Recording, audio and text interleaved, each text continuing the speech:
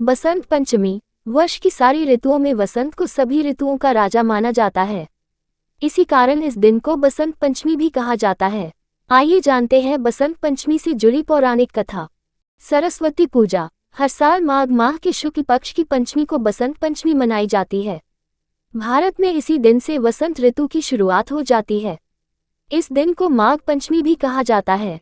पूरे भारत में बसंत पंचमी का पर्व बहुत हर्ष उल्लास के साथ मनाया जाता है। इस दिन मां सरस्वती की पूजा करने का विधान है। साहित्य, शिक्षा, कला इत्यादि के क्षेत्र से जुड़े लोग बसंत पंचमी के दिन विद्या की देवी सरस्वती की पूजा आराधना करते हैं। आइए जानते हैं कि आखिर बसंत पंचमी का पर्व क्यों मनाया जाता है और इसकी प्रचलित पौराणिक कथा क्या है। क्यों मनाई जाती है बसंत पंचमी।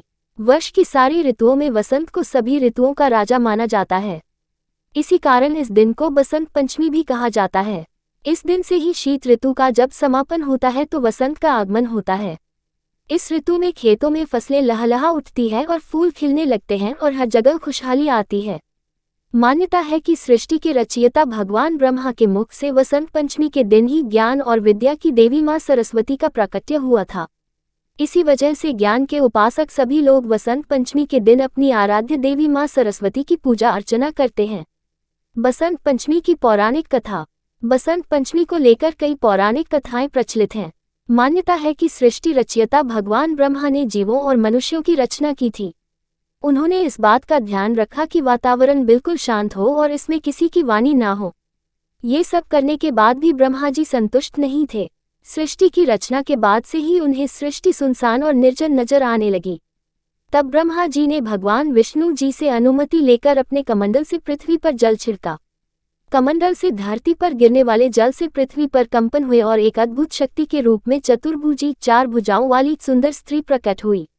इस देवी के एक हाथ में वीणा और दूसरे हाथ में वरमुद्रा होती है, बाकी अन्य हाथ में पुस्तक और माला थी।